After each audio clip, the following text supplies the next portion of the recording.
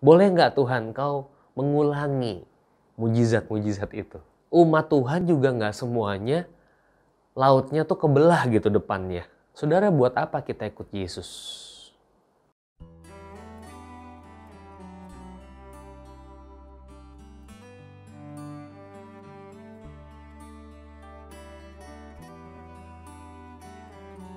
Shalom Bapak Ibu, Happy Sunday, selamat hari Minggu. Firman Tuhan hari ini dari Mika 7 ayat 15 sampai 16.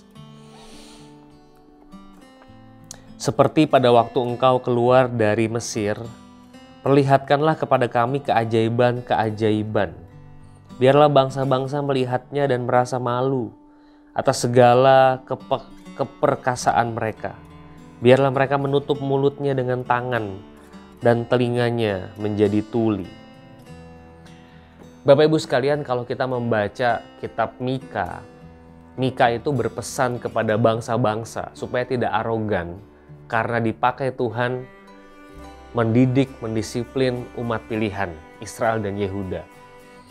Kita tahu bersama ada bangsa Asyur, ada bangsa Babel yang dipakai Tuhan untuk mendidik, mendisiplin umatnya.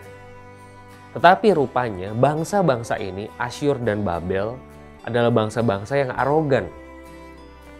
Alat kok meninggikan diri kepada yang memilikinya. Alat itu ya cuman alat. Jangan sombong sama yang punya. Yang punya tetap lebih superior, harus dihormati. Saya juga membaca dalam beberapa bagian Alkitab, kalau saudara ingat, Israel pernah dipakai Tuhan untuk mendidik Yehuda. Israelnya sombong. Akhirnya ada orang namanya Oded mengingatkan Israel, jangan sombong. Kamu adalah hamba, Allah adalah Allah. Nah saudara, di dalam konteks suasana seperti ini, Mika itu ngomong sama Tuhan. Tuhan, boleh gak sih engkau mengulangi mujizat supaya Asyur dan Babel itu mengatupkan mulutnya. Ini asal ngomong saya. Ya, saya bacakan sekali lagi. Seperti pada waktu engkau keluar dari Mesir, perlihatkanlah kepada kami keajaiban-keajaiban. Biarlah bangsa-bangsa melihatnya dan merasa malu atas segala keperkasaan mereka. Biarlah mereka menutup mulutnya dengan tangan dan telinganya jadi tuli.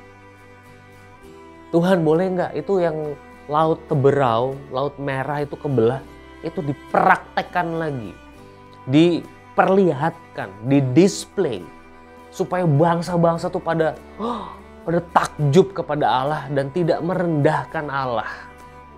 Boleh nggak Tuhan kau mengulangi mujizat-mujizat itu?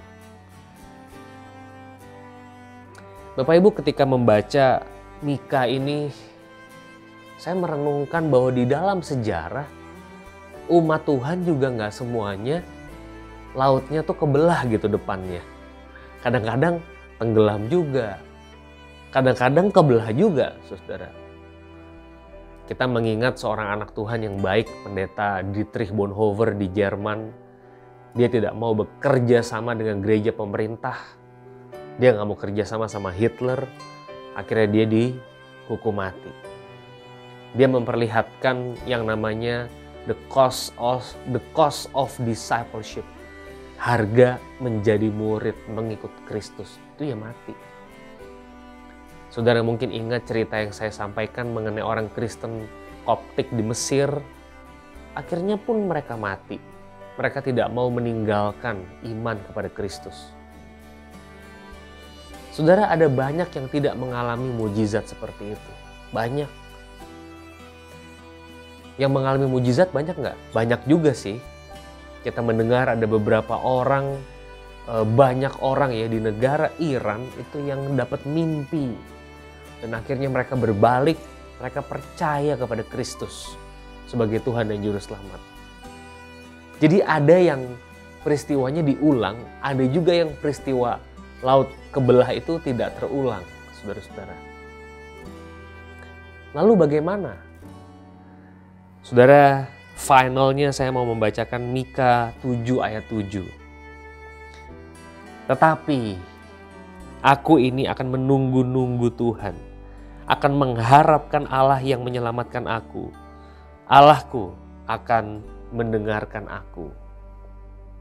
Saudara, Mika sebagai seorang nabi berkata, walaupun ayat 1-6 saudara bisa baca sendiri. Walaupun Tuhan tidak menyelamatkan, walaupun situasi tidak kondusif, dan seterusnya. Walaupun situasi itu buruk, tetapi aku akan menunggu Tuhan. Akan mengharapkan Allah yang menyelamatkan aku. Allahku, aku yakin akan mendengarkan aku. Orang Kristen yang sejati adalah orang Kristen yang menunggu. Kalau nggak datang percuma dong? Enggak. Saudara, buat apa kita ikut Yesus?